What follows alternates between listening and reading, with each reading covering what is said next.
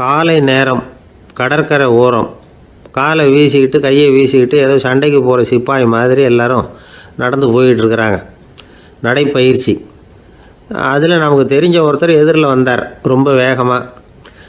என்ன சார் வாக்கிங்க அப்படின்னு கேட்டோம். அவரால் ஆமாம்னு பதில் சொல்ல முடியல, அவ்வளவு கஷ்டம். மூச்சு விடுறதுக்கே வாயை திறந்து மூடிக்கிட்டு இருக்கிறார். எங்கே பேசுறது? கொஞ்சம் நின்று நிதானித்து மூச்சு விட்டுட்டு அதுக்கப்புறம் சொன்னார் ஆமாம் அப்படின்னு. என்ன சார் இவ்வளவு வேகம்னோம்?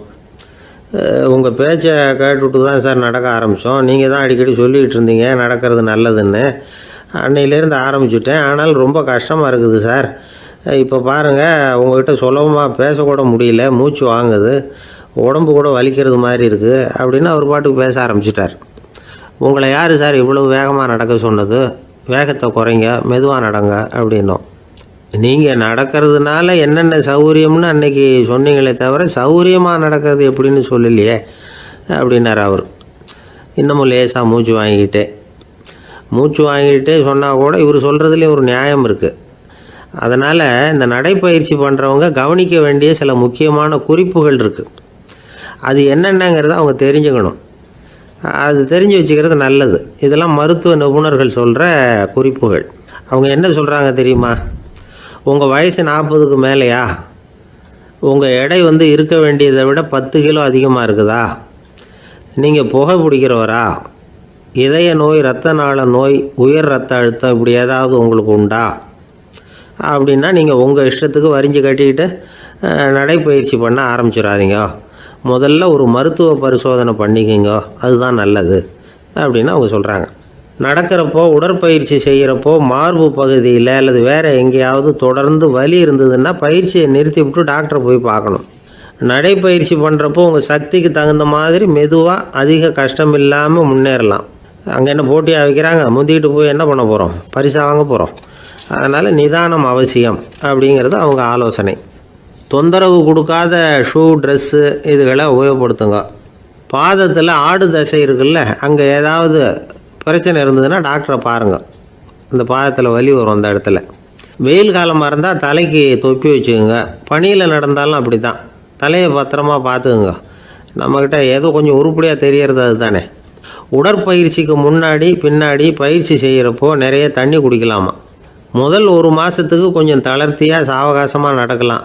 மணிக்கு 3 அல்லது 4 கிலோமீட்டர் வேகம்னு வச்சுங்களேன். அதுக்கப்புறம் வேகத்தை அதிகப்படுத்தலாம். மணிக்கு 6 அல்லது 8 கிலோமீட்டர் அளவுக்கு நடக்கலாம். நல்லா கையை வீசிக்கிட்டு நடக்கணும். மூச்சு விடுற எண்ணிக்கை அதிகரிக்கணும். இது மாதிரி ஒரு 30 நிமிஷம் நடக்கலாம். தனியாக நடந்து போகிறதுக்கு உங்களுக்கு என்னமோ மாதிரி இருக்குதா? கூட யாரையாவது சேர்த்துக்குங்க. ஒரு குரூப்பாக சேர்ந்து போகலாம்.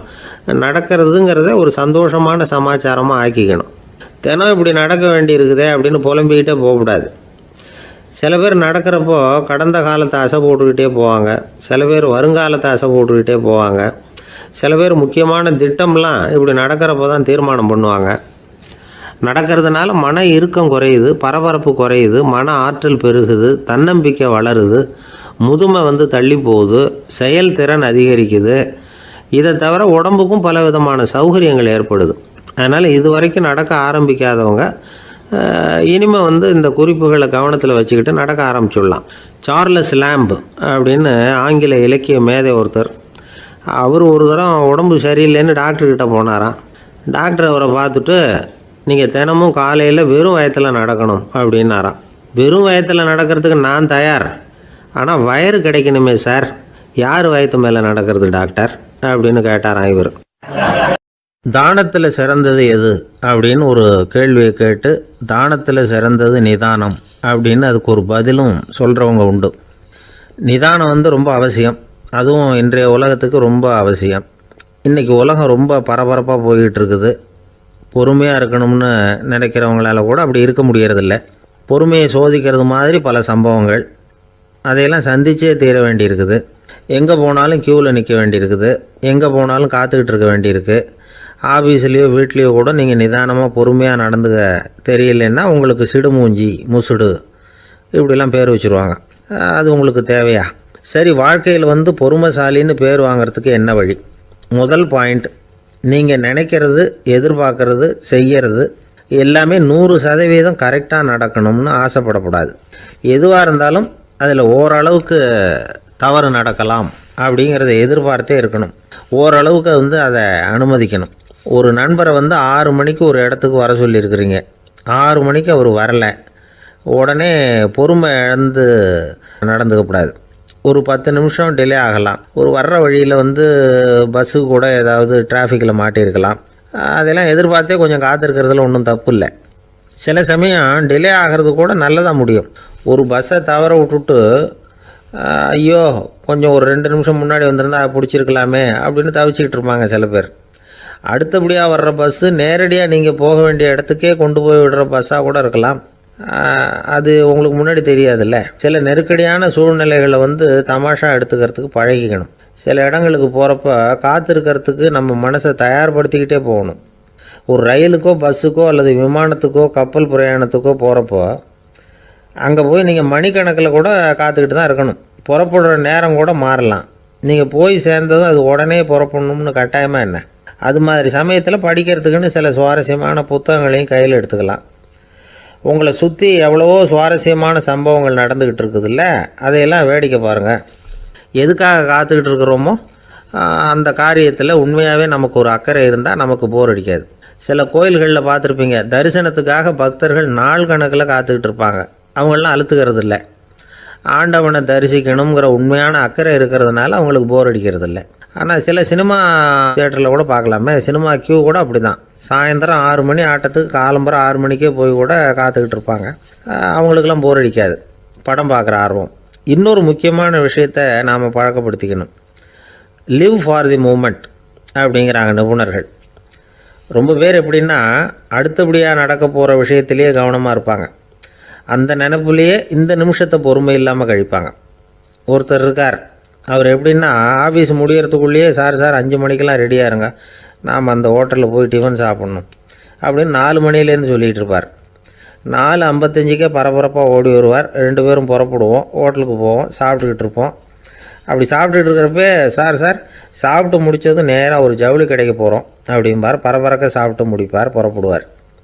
ஜவுளி கடையில் அவசரமாக சீக்கிரம் பில் போடுங்க சார், சினிமாவுக்கு நேரம் ஆகிடும்பார்.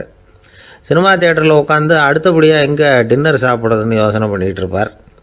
ராத்திரி படுக்கையில் விழுந்ததுக்கு அப்புறமும் நாளைக்கு காலையில் எழுந்திரிச்சதும் அதை பண்ணணும் இதை பண்ணணும்னு திட்டம் போட்டுக்கிட்டே இருப்பார். அதாவது எப்போவும் அடுத்த நிமிஷம், அடுத்த நாள், அடுத்த வாரம், அடுத்த வருஷம், இதுதான் அவங்க சிந்தனை. இந்த நிமிஷம் என்ஜாய்மெண்ட்டை அவங்க வந்து இழந்துடுறாங்களாம். அதனால தான் வாழ்நாள் பூரா பொறுமையின்மை, அவஸ்தை, அல்லல். அதனால் நாம் எல்லோரும் வாழ்க்கையில் நிதானமாக இருக்கிறதுக்கு கற்றுக்கணுமா. அதுக்காக இந்த நிதானத்துக்கு வேறு விதமான அர்த்தம் பண்ணிக்கக்கூடாது. ஒருத்தர் அப்படித்தான் ஒரு தடவை அவருடைய குதிரை காணாமல் போயிட்டு தான். அதுக்காக அவர் கவலைப்படலை, நிம்மதியாக இருந்தார், சந்தோஷமாக இருந்தார். என்ன சார் இது, உங்கள் குதிரை திருட்டு போயிட்டுதுங்கிறீங்க, நீங்கள் கவலைப்படாமல் இருக்கிறீங்களே அப்படின்னு கேட்டாங்களாம். அதுக்கு அவர் சொல்லியிருக்கார், நல்ல வேலை சார், கட்டியிருந்த குதிரை காணாமல் போயிருக்குது.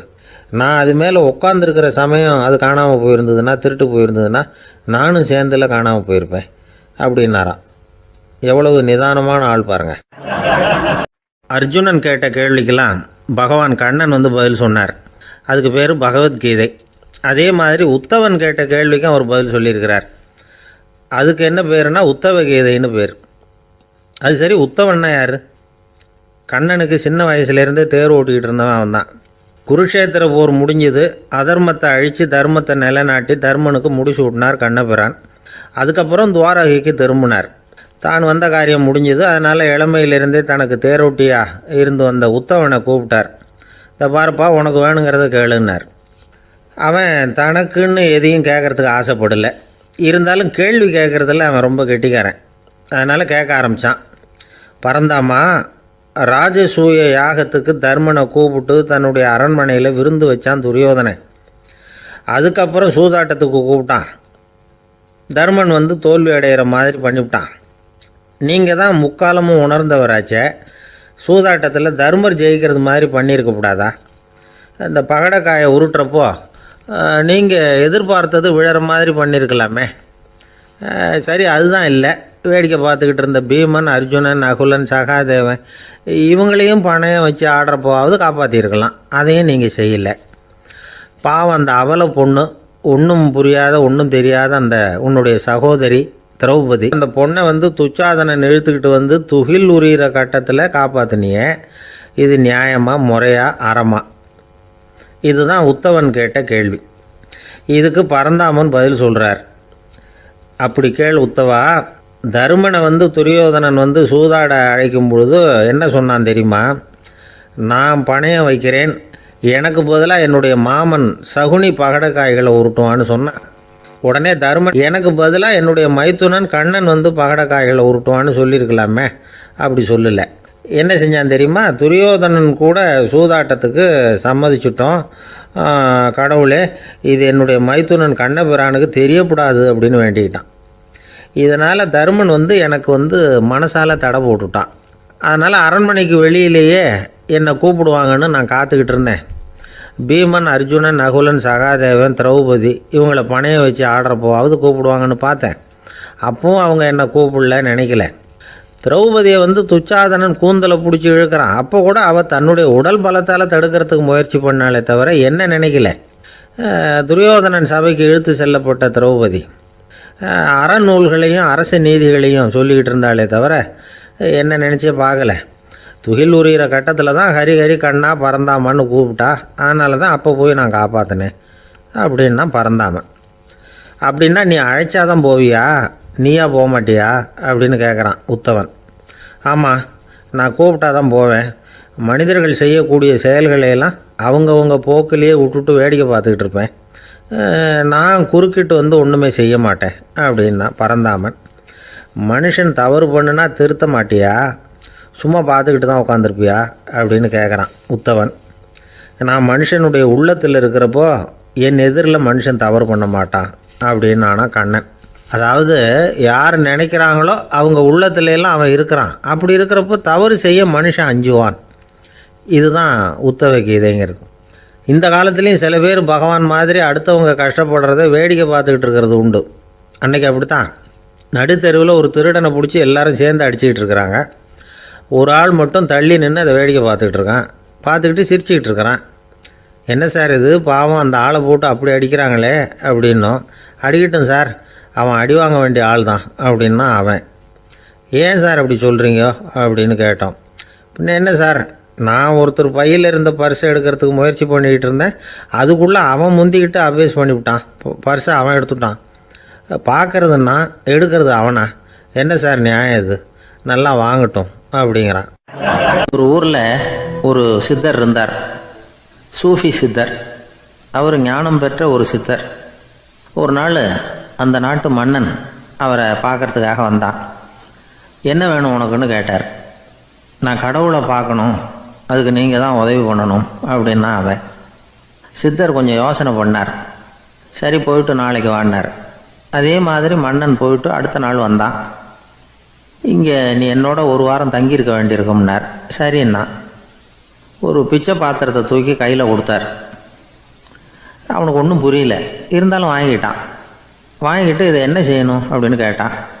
இதை ஒன்றும் செய்ய வேணாம், இதை எடுத்துக்கிட்டு பக்கத்தில் உள்ள கிராமங்களுக்கு போ, வீடு வீடாக பிச்சை எடுத்துக்கிட்டு வா. அப்படி வந்த பிறகு தான் உனக்கு சாப்பாடும் ஓய்வும் கிடைக்கும். ஒரு வாரம் இப்படி செய், அதுக்கப்புறம் 8வது நாள் நாம் கடவுளை பற்றி யோசிக்கலாம் அப்படின்னார்.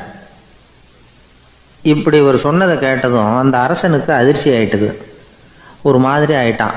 தன்னுடைய சொந்த நாட்டில் சொந்த குடிமக்கள்கிட்ட போய் பிச்சை எடுக்கிறதா அப்படின்னு யோசனை பண்ணி பார்த்தான். அதுக்கப்புறம் மெதுவாக அவன் அந்த சித்தரை பார்த்தான்.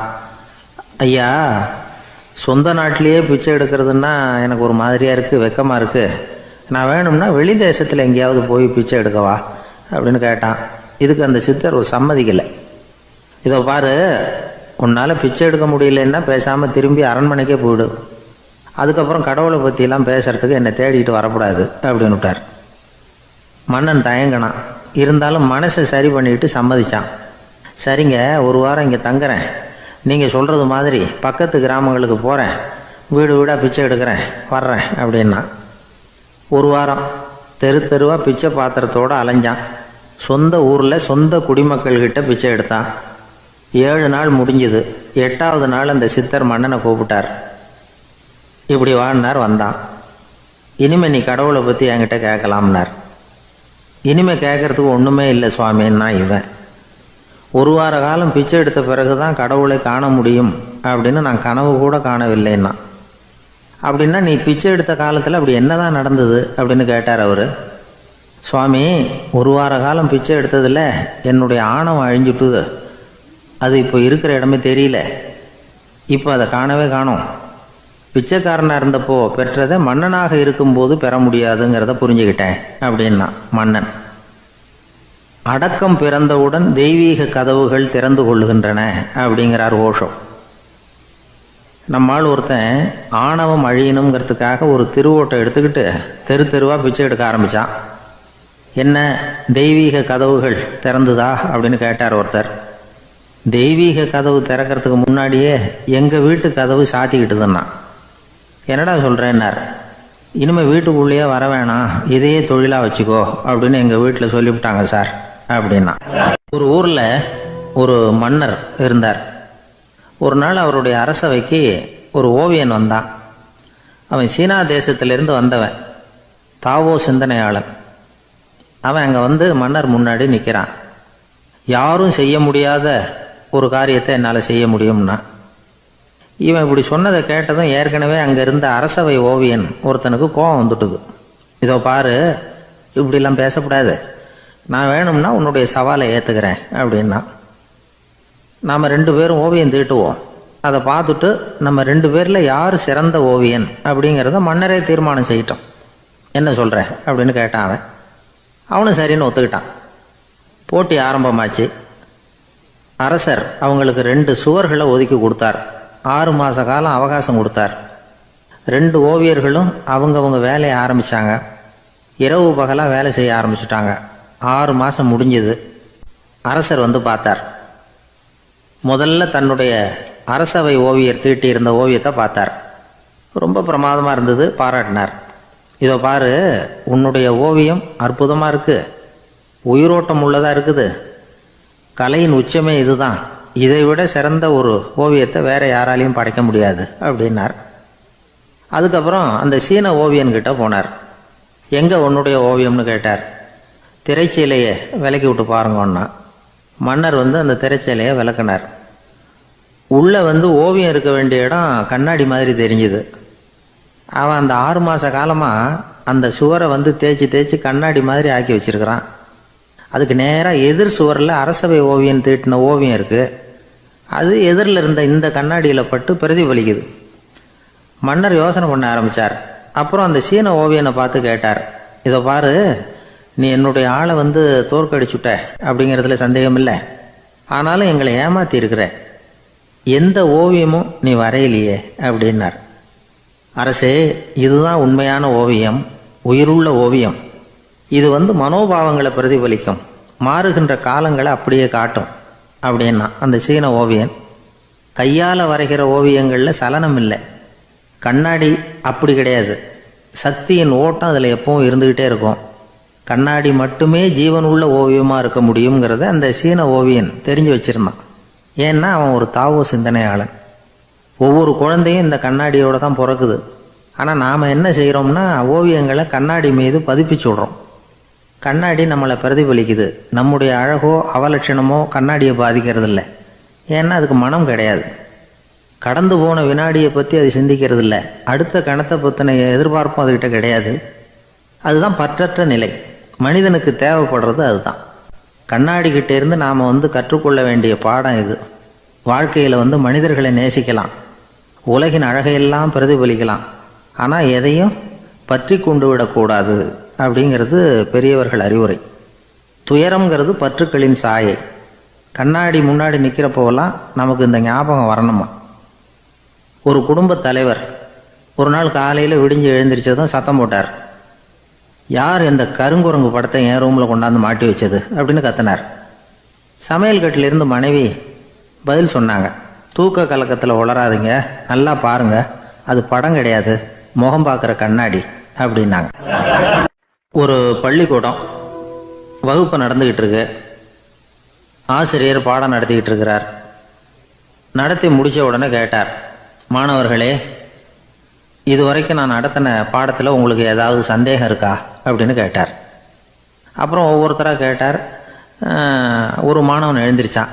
சார், எனக்கு சந்தேகம் எதுவுமே இல்லைன்னா. ஏன்னு கேட்டார்.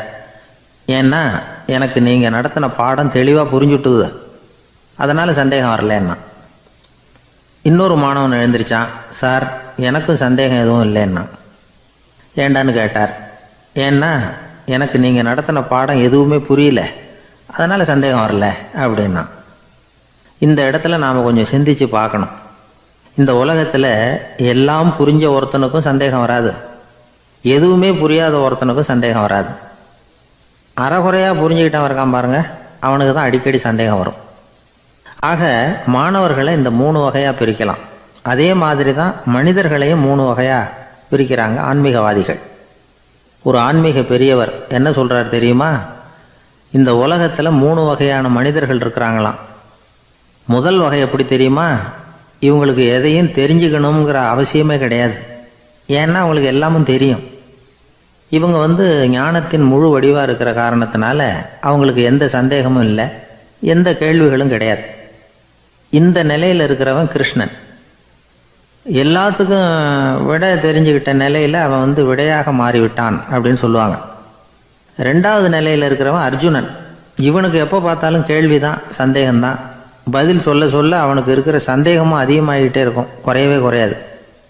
அர்ஜுனன் மாதிரி உள்ளவங்க எப்பவும் கேள்வி கேட்டுக்கிட்டே இருப்பாங்க. ஒரு கேள்விக்கு விட கிடைச்சுட்டுன்னு வைங்க, உடனே இன்னொரு கேள்வி அவங்ககிட்ட இருந்து வரும். கிருஷ்ணனுடைய நிலை எப்படின்னா அது கேள்விகளே அற்ற ஒரு நிலை.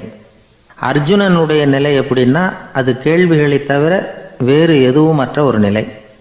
இவங்களை தவிர இன்னொரு ஆள் இருக்கிறான், அவனுக்கும் கேள்விகள் அற்ற ஒரு நிலை தான். அவன் யாருன்னா துரியோதனன். இவனுக்கு தெரிஞ்சுக்கணுங்கிற எண்ணமே சுத்தமாக கிடையாது. ஆவலே இல்லைங்கிறதுனால அதை புரிஞ்சுக்கணுங்கிற அவசியமும் இல்லை. அதனால் அவனுக்கு கேள்விகள் அற்ற ஒரு நிலையில் அவன் இருந்துக்கிட்டு இருக்கிறான். எல்லா பதிலும் தெரிந்து கொண்ட நிலையில் கிருஷ்ணனும் கேள்விகள் அற்ற நிலையில் இருக்கிறான். தெரிஞ்சுக்கணுங்கிற ஆவலே இல்லாத துரியோதனனும் கேள்விகள் அற்ற நிலையிலே இருக்கிறான். இப்படியும் இல்லாமல் அப்படியும் இல்லாமல் 2ம் கெட்டான நிலையில் இருக்கிறானே, அவன் தான் அர்ஜுனன். அதனால் பெரியவங்கள்லாம் என்ன சொல்கிறாங்கன்னா, இந்த உலகத்தில் அர்ஜுனன்களாக இருக்கிறவங்க ஒன்று துரியோதனனாக மாறிடணும், இல்லைன்னா கிருஷ்ணனாக மாறிடணும்.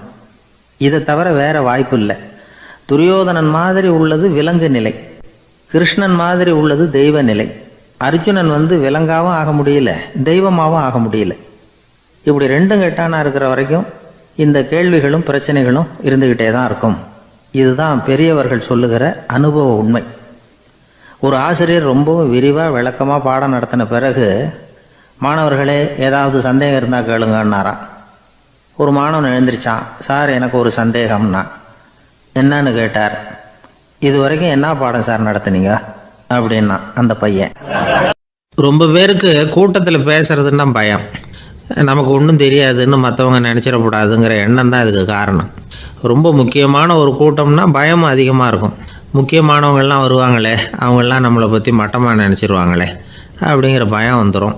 ஆனால் மேடை பேச்சுங்கிறது அவ்வளவு கடினமான ஒரு காரியம் இல்லைங்கிறாங்க அது சம்பந்தமான நிபுணர்கள். யாரும் பேச்சாளர் ஆகலாம், இது ஒன்றும் பெரிய கிஃப்ட்டு கிடையாது அப்படின்னு அவங்க சொல்கிறாங்க. நீங்கள் ஒரு சிறந்த பேச்சாளர் ஆகணுமா அப்படின்னா அதுக்குன்னு சில ஆலோசனைகளை சொல்லி வச்சுருக்கிறாங்க அனுபவசாலிகள். முதல் ஆலோசனை என்னென்னா, உங்கள் பேச்சு எளிமையாக இருக்கணும். ஏதாவது ஒரு கருத்து அல்லது 2 கருத்து சொன்னால் போதும். 20 அல்லது 30 கருத்துக்களை சொல்லிகிட்டே போகக்கூடாது.